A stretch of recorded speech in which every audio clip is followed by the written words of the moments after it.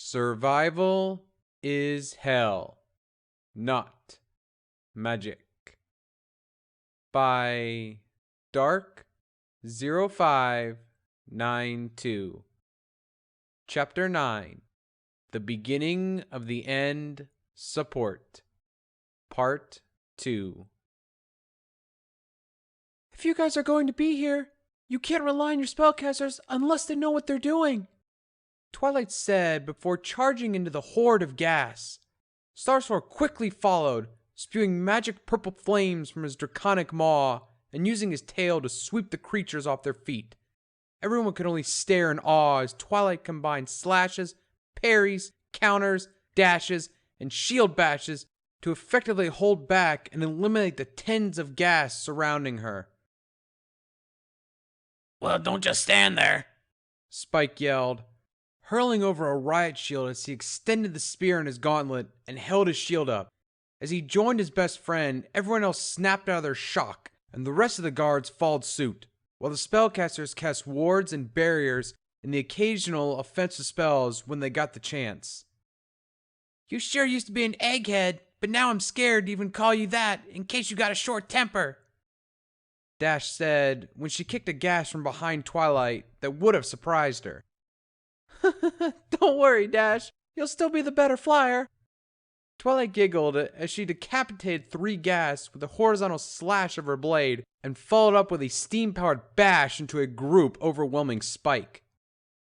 Well, I won't be able to keep up with you if you decide to take up apple bucking, Applejack said, going back to Twilight as they both got pushed back.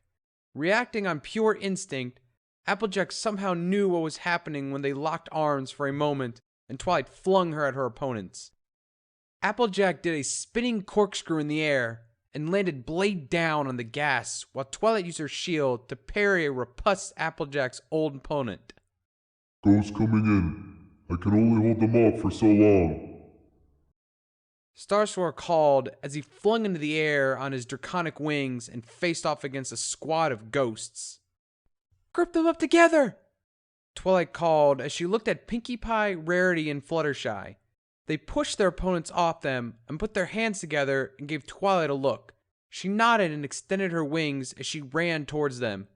She did a small leaping flip and landed on the hands, which proceeded to fling her into the air. She collided with a stray ghost blade first and went straight through it. As she reached the peak of her ascent, she used a burst of constant steam to send herself towards where Starsword had managed to cast barriers around the ghosts to group them up. As she hit the barrier, she used an adhesive spell to stick to the wall of it as she turned on her blood pump. She stuck her right arm into the barrier, Starsword creating a small hole for that reason, and began creating a nearly solid sphere of her own blood. As it grew to be about the size of her fist, she nodded to Starswirl. With a burst of steam, she kicked off the barrier, getting herself away from it while simultaneously sending it away from the battle and causing the sphere to rapidly pressurize and burst. The resulting effect was an enclosed cube of acid, which Starswirl proceeded to dump onto the ground away from anything the acid could harm. That was rather creative of you, Starswirl said as Twilight landed on his shoulder. Spur of the moment thing. All right, I need you to give me a powerful and constant stream of magic fire. Send it into the air and I'll do the rest, Twilight said. Starswirl nodded and took in a huge breath. The purple inferno caused everyone, even the gas, to look up at it. Twilight used her own magic to manipulate the inferno. She set it down, and as it passed her, she jumped into the center. It impacted the ground, but Starsword kept the stream going through the flow of Twilight had created. Her silhouette could be seen as the steam followed her as she dashed through the battlefield.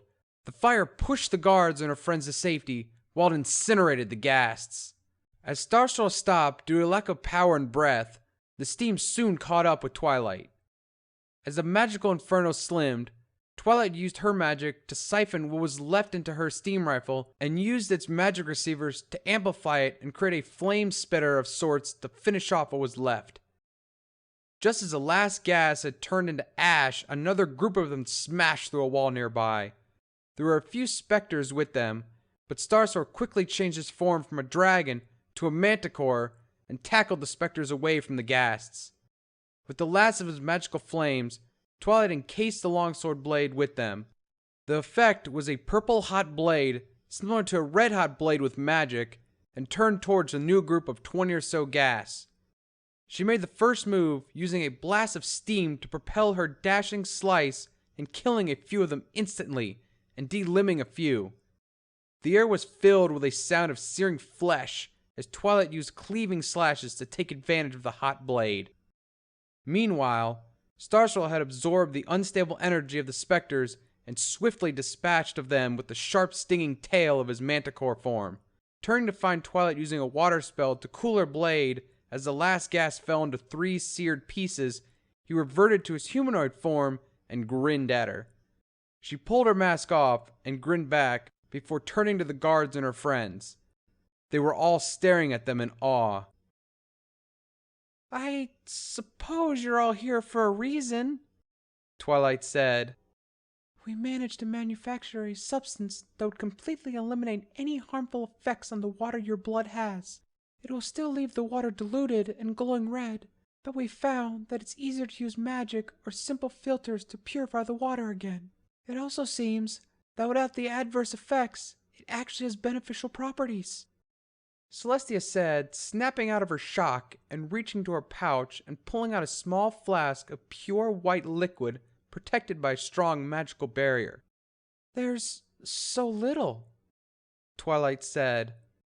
"I only need a little. I can use my solar magic to create more.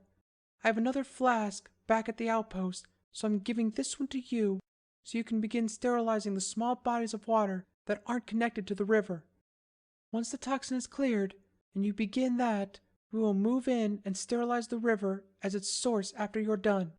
We've already got the filtering vials over the magical dam keeping the river from flowing at the moment, so it doesn't need to be toxic for any longer than it needs to be," Celestia continued. "All right. I suppose most of you want to go back until the toxin is gone from the air, but I know I can't keep some of you away," Twilight said, turning towards the guards and her friends. "Damn right. We're not letting you do this alone anymore. Just because you can doesn't mean you have to," Dash said. Starswirl said. "Oh, you know what they meant," Twilight said. "I would like nothing more than to join you as well, but I need to help finish preparations at the outpost. If anyone wishes to stay and begin clearing the city early, I warn you, with the toxin still a factor, it is more dangerous, but it is your choice. Anyone who wishes to recuperate back at the outpost, or if you're injured, you will come with me," Celestia announced. The group of about 40 guards split into 2 groups. The larger was Celestia at 35, counting the injured, while the last 5 chose to stay with Twilight. Shining, unfortunately, has his duty as captain of the guard, so he needed to be at the outpost. "I need to recover, but I'll start the diluting process tomorrow as it's close to noon as I can. My estimates bring me to about 36 full hours of diluting in order to reach a saturated guaranteed to absorb all the toxin, and another 36 until the toxin is gone, and I can turn the barrier blue," Twilight said. "All right. How is your food supply?" Celestia asked. "It can last me months, probably a year or 2. But I don't think it'll last a group this large longer than 2 days at most," Twilight replied. "Right. In 2 days, I'll bring enough supplies to last you all a week myself," Celestia said. "Deal," Twilight said. Twilight looked up at the sky rather quickly for a few moments before her wings extended. "There's a few ghosts on their way. I can hear the steam thrusters, and one of their tanks just exploded. Starswirl and Spike, show everyone to the house and give them a meal. I'll catch up," Twilight said before dashing into the air. "We had better fall back until it's time for the entire guard to sweep the city clean," Celestia said to Shining, who nodded and ordered a return to base. Meanwhile, Starswirl had donned his dragon form and had everyone without wings on his back as they all leapt into the air in the opposite direction.